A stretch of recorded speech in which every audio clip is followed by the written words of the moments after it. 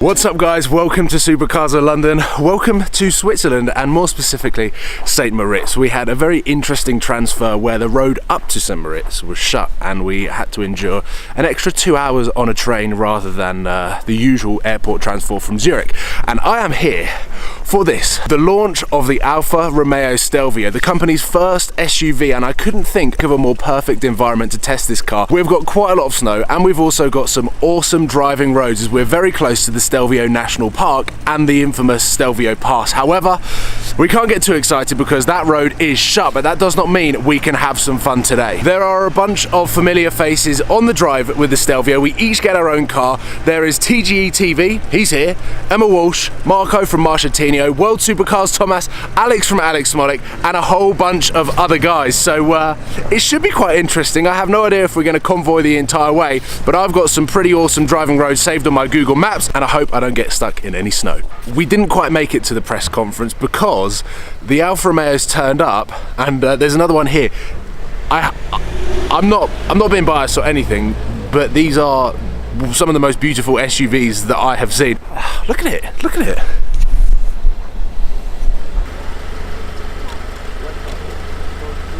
Welcome to the interior of my Alfa Romeo Stelvio for the day. I've got the petrol 280 brake horsepower version, and the most important statistic that I feel is necessary for this car, being an SUV, sports utility vehicle, 0 to 60 in 5.7 seconds, which isn't a slouch. And you might be able to see here, let me try and get him into camera. Tom, yeah, come and say hello to the one, you're gonna have to poke your head in around here.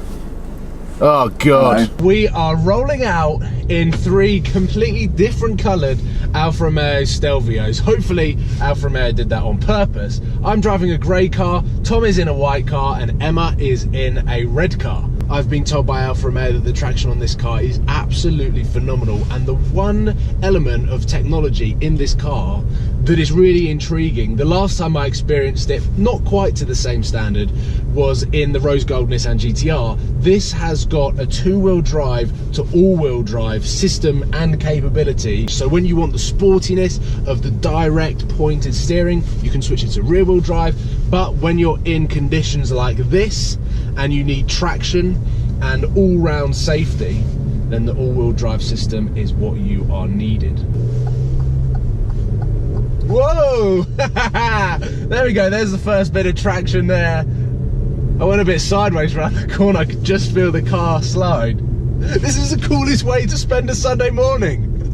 We've got about 3 foot of snow, but on the roads it is just a mixture of slush but dry snow, which is a lot better than what you get in England. My first impressions on this car are coming across pretty good. I love how silky smooth the suspension is in the normal mode. I can imagine putting it in dynamic, it firms up a little bit and I can start feeling more of the road. But to begin with, just cruising up to the mountain roads, it's ideal. And I'm not used to driving a car with such smooth suspension. And then having said that, going around corners at speed on very wet and potentially icy roads on the Sunday morning, copes with it absolutely fine. So my nav is saying for the next 10 to 15 kilometers, we have got epic twisty, turny mountain roads. And for some reason, as soon as I get on roads like this, I just channel my inner kid, my inner Forza driver, and think that I'm Lewis Hamilton, which is totally fine in a car like this, which is capable of handling these conditions. I think in January, February, March, during the winter, a car like this is the perfect car for these sorts of roads. And as soon as the summer hits and this snow begins to melt, a supercar is the perfect car for these sorts of roads. But as we're in the Alfa Romeo Stelvio, the sportiest SUV that Alfa Romeo claim within its category amongst its competitors, I think this is a pretty good car. We've got the petrol engine, 280 brake horsepower. It's more powerful than the diesel version. I can get an idea for traction, feel for the car. This is the best Sunday drive that I've ever done. I'm just feeding the steering and I feel like it's going to go any moment. Traction is helping me slightly. Oh my God, this road, I would not come here. Oh my God, how's Tom and Emma coping? I'm loving this. And the funny thing is, I think Tom's got the Alfa Romeo product manager in his car, and I'm in front and just, they're watching me going, what is this guy doing? This is so cool. I'm driving on snow or ice, I have no idea, but it feels like I'm driving on a wet tarmac in the UK.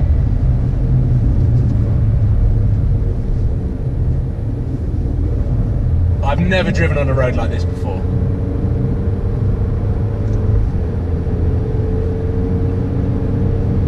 But I have to say,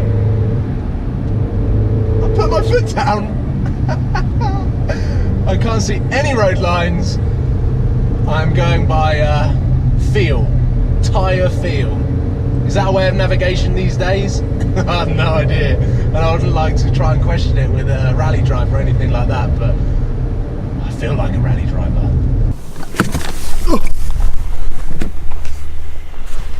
I mean, I've never seen a place with so much snow. I think we've lost Emma. Have we? She's like probably in a snowdrift somewhere, shouting for help. Right now, Sunday, the 5th of March, I'm walking in the middle of an icy road, possibly one of the coolest looking roads that I've ever driven on, with some of the best scenery I've ever seen in my life. The clouds are clearing. This is going to go down as a day that I'm going to remember for quite some time.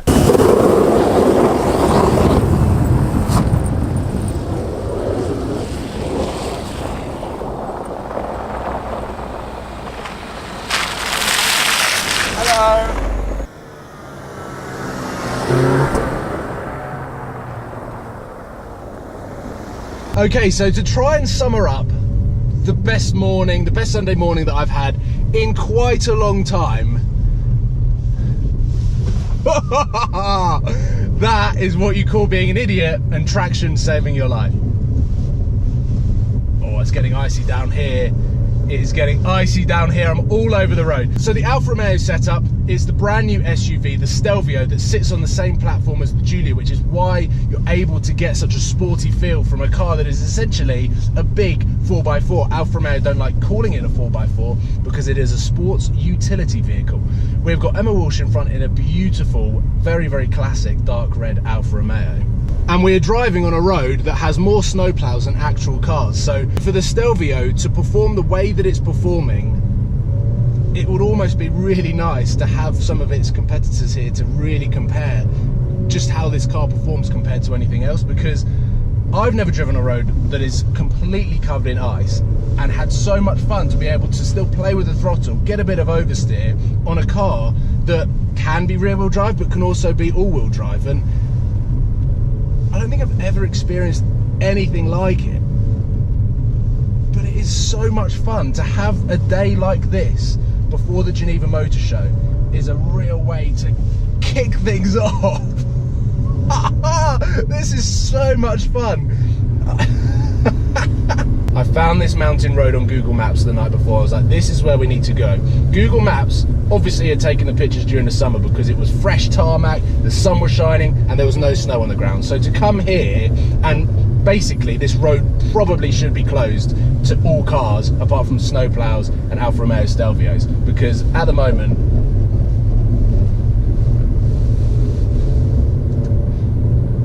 that was a bit close to the barrier. I will be completely honest, I was excited to drive the Alfa Romeo Stelvio, wasn't quite sure how the video would pan out because I didn't know what roads we were going to be driving on, what the scenery was going to be like, or what adventures we'd go on. All I knew is that I was having a great car and I was probably going to be convoying with Emma and Tom. What has happened today is by far one of the coolest things. You can just chuck the steering in, it's so direct for an SUV. I've driven Range Rovers, I've driven a BMW X5, I've driven a few SUVs. I haven't got that much experience with them, but I have to say that this, by far, feels the best handling on ice. On an icy public road. I'm getting a good feel for the car now, and it's a shame that we've got such a limited time with the car, but I would love to spend a good couple of days on roads like this, in the temperatures and the conditions that we have, to just really get a bit of play, which I'm getting. I'm definitely getting a bit of play. I'm getting a bit of oversteer. I just want to say thank you to Alfa Romeo for allowing me to explore the boundaries of this car, but in general, the boundaries of driving, because I've never experienced anything like it. I've probably mentioned it plenty of times, and I'm sorry if I'm repeating myself, but yes! It's just sideways, a little bit of steer, and I'm in third gear. Probably the right gear to be in, actually. Getting a nice bit of slip before the computer. Look at that. As soon as the computer realises that I need a little bit of traction in the steering at the front, that's when the all-wheel drive kicks in. This thing is too fun. I've just gone past my stop point because I just want to carry on going up the hill. I have to say my preference is definitely driving uphill with gravity against you. When you're driving downhill, you lose a little sense of speed. But when you're driving uphill, you just feel like gravity is against you, but aiding you in the handling of the car to be able to just do that little bit more, get that little bit more Larry, get the back end out. And I'm no pro, but driving mountain roads, I've done the R8, I've done it in the Lamborghini LP560, I've also done it in the AMG, and every single time I say I prefer driving uphill because it's just more fun. It's as simple as that. You can plant your foot down and get a slide on at 60 kilometers an hour on ice on a single lane road. What? Sadly, all good things must come to an end, which means we are now headed back to the hotel. The clouds are clearing, which is a promising sign for a lovely afternoon, which is a shame because we have to transfer back to Zurich airport, where I will be catching a connecting internal flight to Geneva, and then hopefully a taxi to my hotel for the Geneva Motor Show, which I'll be staying in for 3 nights. Let's go onwards on the road to Geneva.